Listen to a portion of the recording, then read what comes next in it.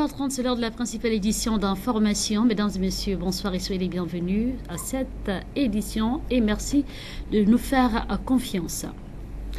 La commune de Moabi, dans la province de l'Anyonga, est confrontée à plusieurs difficultés, parmi lesquelles l'absence des lampadaires publics, une situation mal vécue par les populations de l'arrière-pays qui souhaitent que ce problème soit solutionné dans les tout prochains jours. C'est ce qui ressort du reportage signé Altman Aldo Mabunda.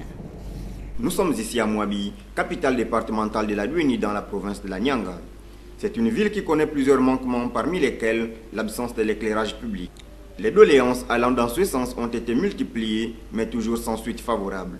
C'est une ville qui vit ce calvaire depuis plus de 5 ans, d'où les interrogations de certains habitants qui sont contraints d'être dans leurs domiciles respectifs, vu l'insécurité que cette situation pourrait favoriser. Moabi n'est pas éclairé depuis 5 ans. Jusqu'alors, nous avons pendant les 5 ans, on ne fait que subir. Pendant que la ICG nous a fait des promesses, la population marche dans le noir, il manque de lampadaires et supposons on se déplace dans un quartier pour un autre et il y a des serpents, ainsi de suite. Il y a un problème de sécurité parce que sans des lampadaires, vraiment un être humain n'est pas à l'aise parce que la population, c'est ce qui fait en sorte que la population soit à l'aise. Quand tu marches, tu dois voir celui qui vient devant. Vraiment on souffre au niveau de Moabi, on souffre. La qualité des groupes ne serait-elle pas à l'origine de cette situation qui perdure? Comme vous voyez bien tous, nous sommes à Moabi, un carrefour qui a vraiment autant d'attractions qui est même un marché. Ça dit que la ville est dans le noir, il y a déjà... En fait, on ne peut pas compter parce que déjà on a des coupures de délestage. Mais on ne comprend pas pourquoi. On ne sait pas, on se pose des questions. Si c'est dû au vieillissement de groupes électrogènes, mais encore moins les groupes électrogènes parce qu'il paraîtrait, j'ai dû entendre, je ne précise pas, qu'il y avait une nouvelle dotation qui est venue de par XY qui existe bien là, mais on ne sait pas pourquoi nous avons des coupures conceptibles. Bon, on ne sait pas si c'est aussi dû à l'intensité que les groupes n'arrivent plus à subvenir aux besoins, ou sinon j'ai envie de dire à la demande de la population. Les autorités en charge de cette question doivent prendre cette situation à bras-le-corps afin de redonner la joie de vivre à ces habitants de cette partie du Gabon qui pensent qu'ils ne sont considérés que lorsqu'il s'agit des événements de nature quelconque. Normalement, le courant à Moabi, c'est bad, c'est nul. Regarde, on coupe le courant chaque jour, mais je ne sais pas pourquoi on coupe le courant à Moabi. Putain, on a de grands messieurs ici, là, mais quand il y a maintenant le mouvement, c'est là où on va maintenant les grands messieurs. Mais s'il n'y a pas le mouvement, tu ne dois pas voir quelqu'un ici. Mais regarde, tous les jours, des fois, on coupe le courant. Je ne sais pas pourquoi on coupe le courant tous les jours. Les pauvres gens souffrent à payer le courant. Mais nous sommes là, des fois, nous sommes dans le noir. Je ne sais pas pourquoi. Cap à présent à Port-Gentil, dans le 4e arrondissement de la cité du Sable, au lieu dit Roger Butin, la seule voie de communication est sur le point de s'effondrer, une situation qui met en mal les populations résidentes. C'est ce qui ressort du reportage signé Estranel Ovonondon de Mediaplus. C'est une énième observation que l'on peut faire dans cette partie du 4e arrondissement de la commune de Port-Gentil, notamment appelée cité Roger Butin, et mieux encore, au lieu dit Marc Cossé. Les riverains et passants de cette zone ne sont pas à l'abri des dangers que peut occasionner l'effondrement de cette voie de canalisation. Mais c'est vraiment un danger. Vérifiez, regardez, filmez, vous allez voir. Les gens aussi, de nos jours, ne sont pas d'accord. Nous ne sommes pas d'accord de tout ce que l'État fait. Surtout, plus précisément, la mairie. C'est un gros danger pour les enfants. Eux, ils passent ici tous les jours. Et ils esquivent même. Nous avons des inquiétudes de voir même comment la route va en fourrière. Et nous sommes en bordure du fossé. Nous avons des petits enfants qui jouent. En tout cas, nous n'avons pas la sécurité, nous n'avons plus de sécurité. On se dit même qu'un jour à l'autre, ce canal-là, ça va continuer à creuser jusqu'au niveau de nos maisons. Pour ces quelques riverains interrogés, cet état de fait qui s'intensifie au fil du temps serait la conséquence d'une opération d'assainissement des canaux effectuée il y a quelques années par la municipalité de Port-Gentil. J'ai vu ça, c'était après que la mairie est venue racler les roseaux qui étaient là. Ils ont fait descendre le porclin. Quand ils ont fait descendre le progrès, ça a fait bouger les bétons. Les riverains, dont la plupart sont installés dans cette zone depuis les années 80, voient actuellement leur environnement menacé. Une problématique qui semble par ailleurs préoccuper très peu le conseil municipal du 10 arrondissement en particulier et de la commune de Port-Gentil en général. Pourtant, ces images témoignent de la gravité des faits qui pourraient entre autres susciter des conséquences néfastes lors des prochaines saisons pluvieuses. À Port-Gentil, nous y restons. Junior Pandi, un compatriote épinglé après avoir commis un vol de divers objets. L'homme est passé aux aveux après un interrogatoire musclé. Nous retrouvons cette fois-ci Marius Nonda dans ce reportage. C'est dans la nuit du 3 au 4 octobre que le nommé Junior Pandi, gabonais âgé de 25 ans, sans emploi, aurait profité de l'absence des propriétaires pour s'introduire dans 2 domiciles au quartier Tchengue Décharge, dans le 4e arrondissement, emportant un butin composé d'un lave-linge, un grand frigo et divers marmites.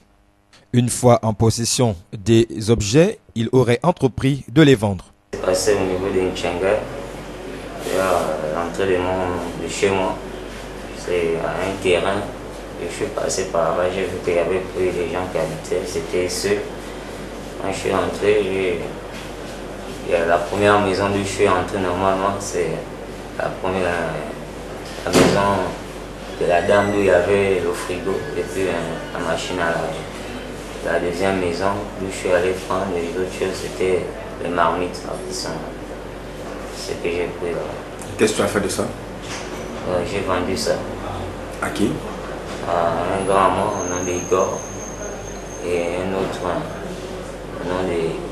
Le jeune compatriote qui effectuerait des menus travaux à GPS aurait opéré seul selon ses aveux et serait à son premier forfait. J'étais au marché de l'hôpital, et cherchais à vendre les marmites là.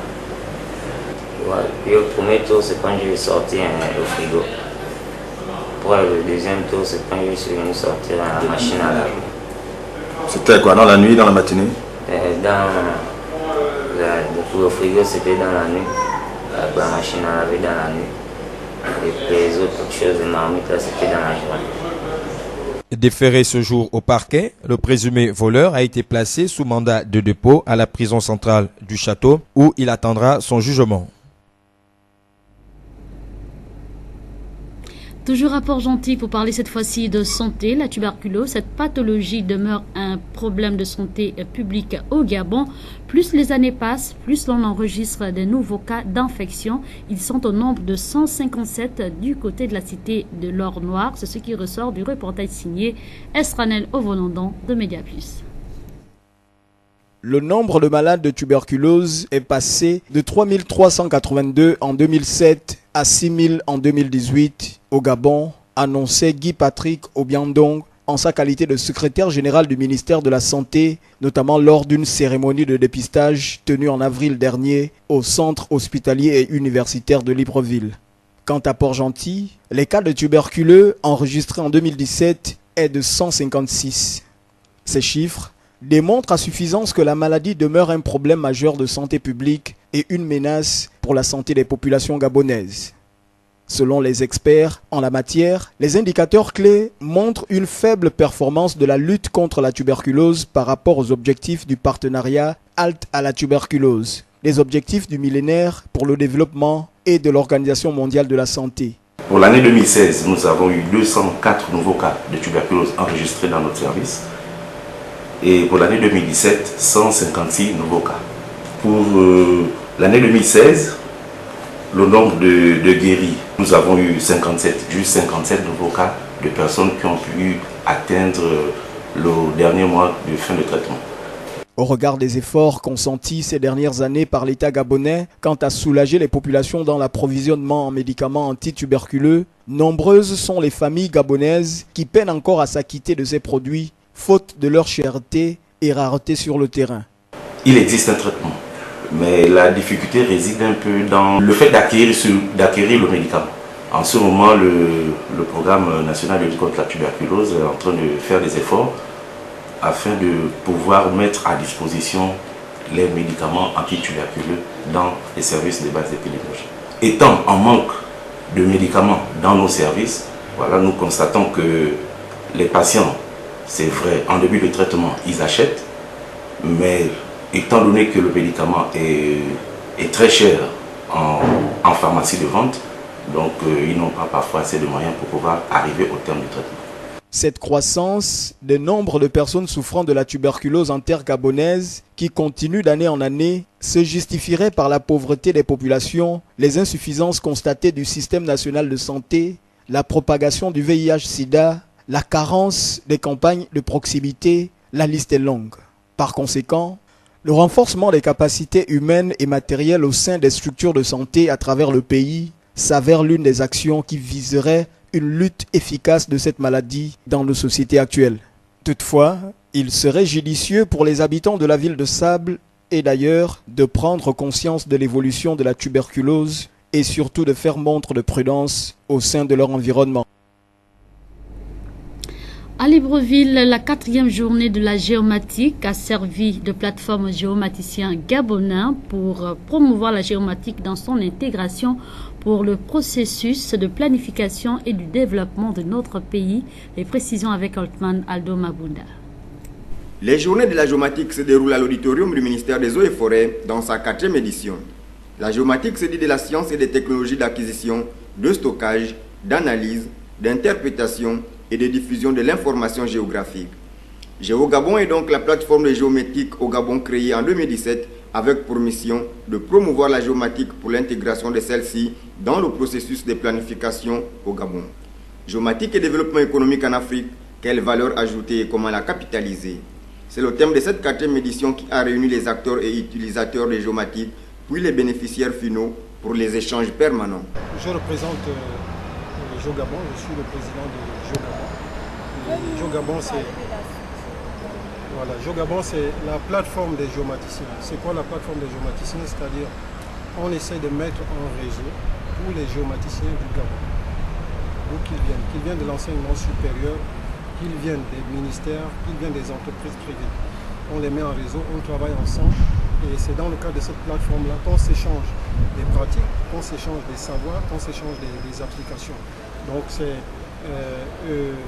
une plateforme qui a vocation à faire la promotion de la géomatique. C'est un événement qui valorise également les efforts engagés, les connaissances produites, les applications développées et l'expertise locale africaine en matière d'utilisation de la géométrie au service du développement durable. La 4e journée de géomatique, c'est un événement qui vient, on va dire, dans la continuité des 3 dernières journées que nous avons déjà, on va dire des 3 dernières éditions que nous avons déjà organisées. Cette année, nous avons mis un accent particulier sur la valeur ajoutée en matière de contribution dans l'économie. Qu'est-ce que représente la géomatique? Quel poids ça a en matière de création d'entreprises, en matière de création d'emplois? C'est une question qui est très importante parce que tant qu'une science ne révèle pas sa valeur économique, eh bien, elle est un tout petit peu laissée au banc de touche. C'est dans ces conditions que nous voulons mettre un accent sur cette question de la valeur économique de la géomatique. Vous avez constaté en visitant les stands qu'il y a quelques petites sociétés, entreprises gabonaises qui se développent dans ce domaine. C'est un domaine qui est mal connu, mais qui est dans nos vies de tous les jours, qui permet de guider les voitures, qui permet de guider les bateaux, qui permet de guider les avions, qui permet de faire des planifications d'affectation de terre, qui permet de tracer des routes, qui permet de gérer des problématiques telles que les catastrophes, Pouvant être utilisées dans plusieurs domaines, la géomatique est une science qui a besoin d'être utilisée également dans le domaine du tourisme pour une meilleure géolocalisation des sites touristiques et des opérateurs économiques. Les précisions avec Fouti Boulanga Moulika. La 4e journée de la géomatique et du développement qui s'est tenue hier à l'auditorium du ministère des Eaux et Forêts en vue de réfléchir au sujet de comment la géomatique peut constituer une valeur ajoutée au développement économique du Gabon et surtout auprès de quels acteurs et dans quel secteur économique, nous emmène à encourager non seulement la promotion de cette science, mais surtout d'inviter les acteurs impliqués dans le développement touristique du Gabon à s'y intéresser par la télédétection, la cartographie, le GPS et le système d'information géographique. La géomatique, c'est le traitement informatique des données géographiques. Ainsi, Elle, donc la géomatique, regroupe l'ensemble des outils et méthodes permettant d'acquérir, de représenter, d'analyser et d'intégrer des données géographiques. Le travail du géomaticien implique au moins 3 activités distinctes: la collecte des données géographiques et statistiques, le traitement et leur diffusion. Ils sont utiles aussi bien dans les services de l'État, en entreprise, que pour les collectivités locales. Dans le domaine du tourisme, par exemple, la géomatique pourrait aider à la représentation spatiale des sites touristiques et leurs opérateurs et les mettre à disposition aux services étatiques concernés ou dans une application, voire dans un site internet de promotion touristique. Toute entreprise normale pourrait avoir besoin d'un système d'information géographique. Serais-je le premier à parler de la géomatique touristique au Gabon? Et en politique, la présidentielle au Cameroun s'est connue depuis 48 heures. Le président sortant et candidat à sa propre succession a été réélu. Une fois encore, le peuple frère du Cameroun rate le rendez-vous de l'alternance politique. Toute chose qui conduit à s'interroger sur l'impossible alternance politique en Afrique centrale pour l'heure. C'est ce qui ressort de l'analyse signée Arnaud Mbabekunke. La démocratie est un mécanisme de gouvernance qu'exerce le peuple souverain en choisissant librement ses dirigeants. C'est dans la transposition d'un pouvoir naturel suprême que détient un peuple à un seul homme pour conduire la vie de la nation sur le plan politico-administratif, social et éducatif. C'est le sens donné à l'élection présidentielle, à l'issue de laquelle le peuple dans sa majorité choisit un fils parmi les prétendants à la prestigieuse fonction présidentielle. Ainsi, par analogie du parallélisme des formes, c'est toujours celui qui fait qui doit aussi défaire. C'est alors le peuple détenteur du vrai pouvoir suprême, devenu maladroitement suprême dans les mains d'un individu, qui peut le lui déposséder dans les mêmes mécanismes consultatifs du suffrage universel, donc par la voie des urnes. Si ce mécanisme se présente ainsi dans les grandes démocraties occidentales, il n'en est pas toujours été le cas dans le reste du monde, généralement sur le continent noir, particulièrement dans la sous-région d'Afrique centrale. Dans notre espace continental, sous l'équateur, au plan économique de la CEMAC, l'alternance politique semble encore à des années-lumière. Le rêve est toujours entretenu sans le voir se réaliser. La fin du scrutin présidentiel dans un pays voisin vient de nous le démontrer à nouveau. Âgé de 85 ans, Paul Barthélémy Biya-Mvondo a été réélu à 71% des voix, soit un mandat de 7 ans, réalisant ainsi le record de la longévité au pouvoir. Ce cas particulier amène à se demander pourquoi les chefs d'État d'Afrique centrale se maintiennent-ils au pouvoir aussi longtemps que possible. Autrement dit, l'alternance dans cette partie du continent noir est si lente, et quand c'est le cas, c'est par le biais de la force. Le cas par exemple du Congo-Brazzaville dans les années 94-96. La réponse n'est pas aisée, voire facile à donner, mais elle peut se découvrir à travers certains éléments constitutionnels communs à ces pays, des similitudes révélateurs pourtant des faits. En effet, au cas par cas, sur le mandat présidentiel, au Gabon à l'article 8 alinéa 1, le chef de l'État est le chef de l'exécutif. Plus loin, il est élu pour 7 ans. En résumé, il a une fonction trop écrasante. Au Cameroun, à l'article 5 alinéa 1 de la Constitution, et conformément à cet article, le président de la République du Cameroun est l'organe chargé du pouvoir exécutif. Il est élu pour 7 ans. Il a lui aussi, comme son homologue du Gabon, un pouvoir exorbitant. La situation est légèrement relevée. Au Congo-Brazzaville, à l'article 185 alinéa 3, toute révision constitutionnelle tendant à supprimer la limitation des mandats présidentiels à 2 est interdite. L'exécutif de ce pays a un pouvoir plus qu'écrasant pendant 7 ans. Même son de cloche en République centrafricaine. À l'article 108, second tiré de la Constitution du 27 décembre 2004, selon lequel sont expressément exclus de la révision le nombre et la durée des mandats présidentiels, soit 7 ans d'exercice du pouvoir sans partage. En Guinée équatoriale, le cas est on ne peut plus compliqué, il est encore insurmontable, c'est un régime classé, toutes les questions liées à l'alternance politique relèvent pour l'instant de l'omerta. Situation quasi identique en République du Tchad. Cette sécurisation constitutionnelle des régimes de l'Afrique centrale n'est pas le seul frein à l'alternance politique par la voie des urnes. Il faut rappeler que nous nous inscrivons dans la voie de la légalité et non de la violence. En revenant sur les faits précédemment évoqués, ces mandats présidentiels de 7 ans, avec les différences d'une année de moins pour certains, sont quasiment tous renouvelables X fois. À ce rythme effréné, cette légalité devient psychologiquement violente et peut engendrer plus tard la déliquescence de nos États. Le cas par exemple de la République démocratique du Congo après Mobutu Sese Seko ou de la République centrafricaine après la chute de l'empereur Jean Bédel Bokassa, proche de nous de la Côte d'Ivoire après Houphouët-Boigny. Le scénario, nous ne le voulons pas cède, mais il est incandescent en Afrique centrale. Il faut y penser dès à présent.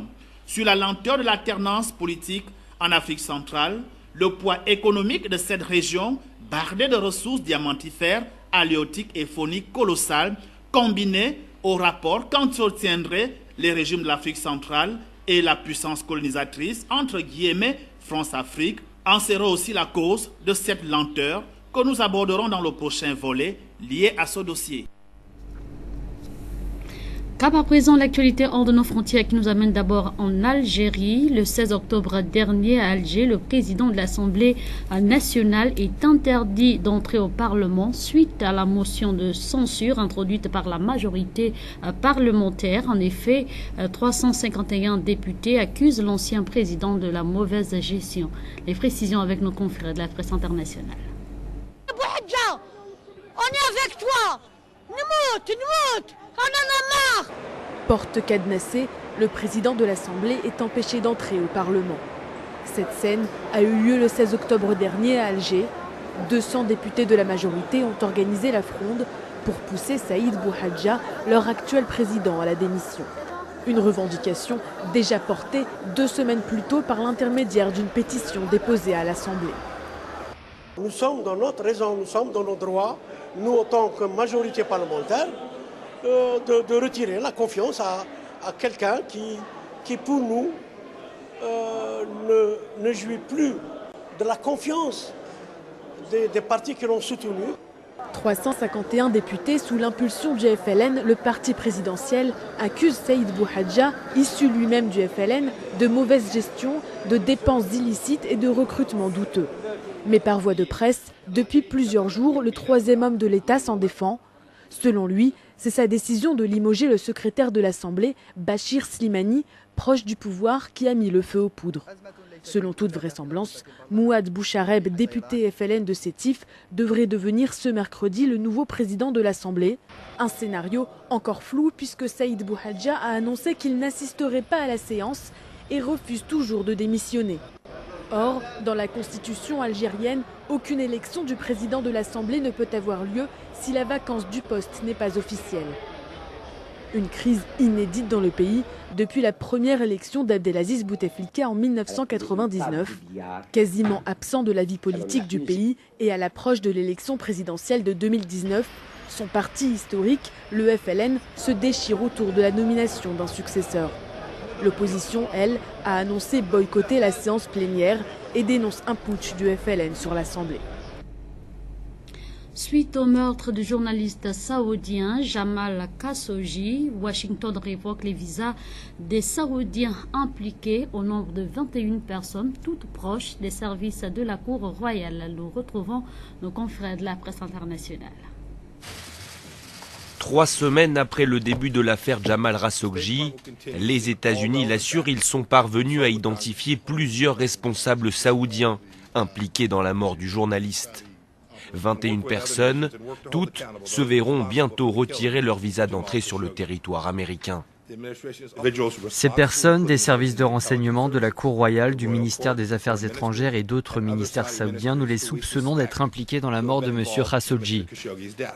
Nous prenons les mesures appropriées, notamment la révocation de visa, la saisie de visa ainsi que d'autres mesures.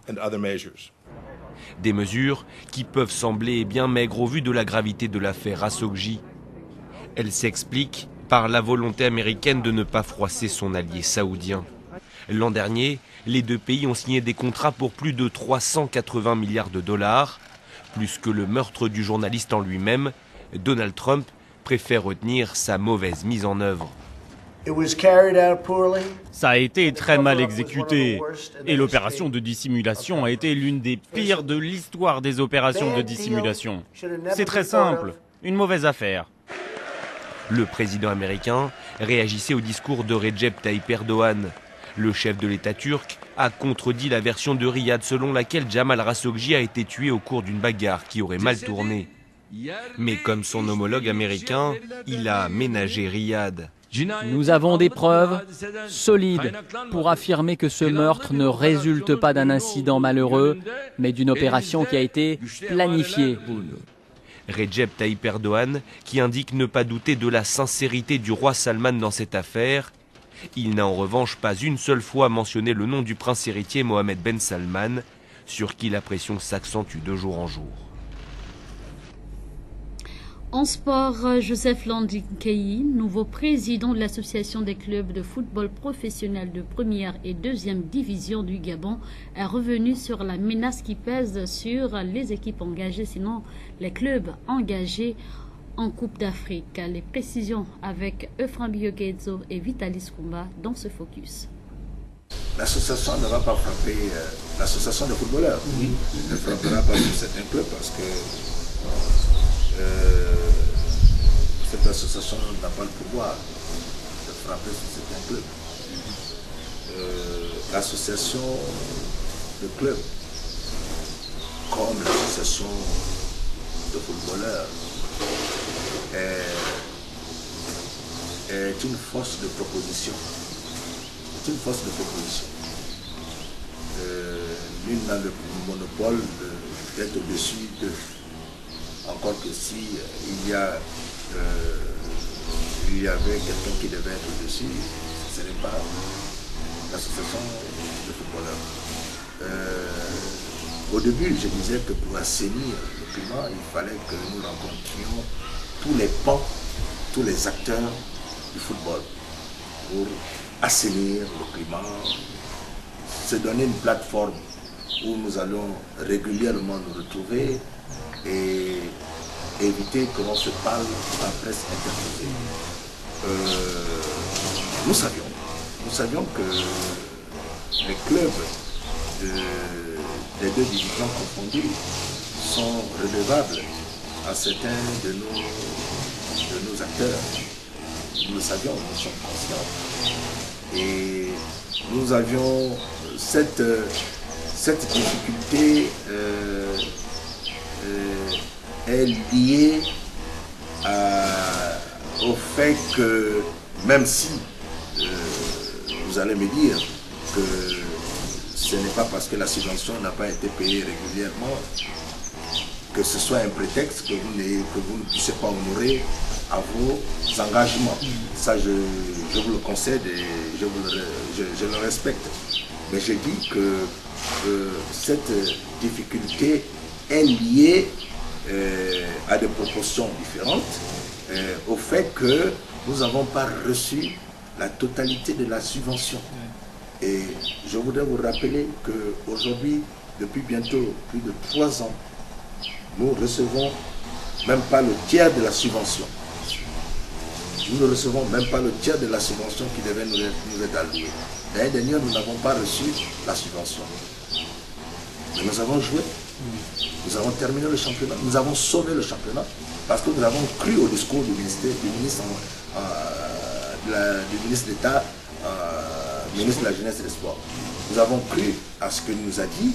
Et d'ailleurs, nous l'avons rencontré, il nous a fait l'honneur de nous inviter. Nous avons discuté avec lui et lui nous a promis de régler toutes ces difficultés avant le début du championnat. Vous savez, aujourd'hui, messieurs les journalistes, si on veut faire les choses correctement, ça ne sert à rien qu'on se braque. Parce que ce comportement a prouvé ses limites. Aujourd'hui, que ce soit la fédération, que ce soit le ministère, que ce soit l'association des clubs, que ce soit celle de footballeurs, il faudrait ensemble qu'on se parle. Si il n'est pas possible que nous ayons, par exemple, de la part de la tutelle, la subvention qui nous est réservée annuellement, qu'on nous le dise, au moins les clubs prennent la disposition. Est-ce que vous comprenez? Je prends l'exemple aussi avec les footballeurs. Hein? Il y a plusieurs exemples avec les footballeurs. Il faudrait désormais que l'on propose à ces footballeurs ce dont les clubs sont capables de donner sans qu'il y ait interruption.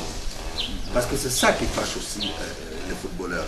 Les contrats ne sont pas respectés.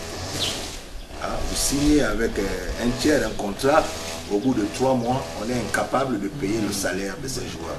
Mais on leur demande de venir aux entraînements, on leur demande de jouer au football, alors que vous n'accepterez jamais de vaquer à vos occupations quotidiennes sans que vous ayez la compensation, c'est-à-dire votre rémunération mensuelle. Donc pourquoi devrons-nous faire en sorte que les joueurs acceptent de venir jouer sans qu'on ne puisse leur donner? Oui. Donc, mais tout ça, ça passe dans la négociation. Dans la négociation. Il vaut mieux qu'on leur donne quelque chose, minimum soit-il, mais régulièrement. C'est ce que je disais aux uns aux autres. On va commencer le championnat le 24. Pour moi, ce n'est pas de commencer le championnat, c'est plutôt ne pas l'arrêter à un moment donné. C'est ce qui est intéressant. Parce qu'aujourd'hui, quand vous voyez l'équipe nationale, nous tous on est contents parce que cette équipe s'est réveillée ces 2 dernières sorties et a fait 2 matchs pleins. Mais pour que nous ayons une équipe nationale très forte, il faut que nous ayons un bon championnat. Si nous avons un bon championnat qui ne s'arrête pas, vous aurez des joueurs locaux qui vont frapper aux portes de l'équipe nationale. Et ce qui fera en sorte que les étrangers, les professionnels de la diaspora, quand ils viendront jouer, encore que, à mon avis, il n'y a plus de passe-droit dans cette équipe. Nous avions vu récemment un jeune sociétaire de Manga Sport qui a fait vraiment un match étincelant. Quelle est la première Gabonaise nommée ministre de la Défense? Nous sommes bel et bien dans votre rubrique Expression libre. Les éléments de réponse des uns des autres micros de Fouti Boulanga Mouleka face à la caméra de Vitalis Akumba. Qui est la première Gabonaise à être nommée ministre de la Défense?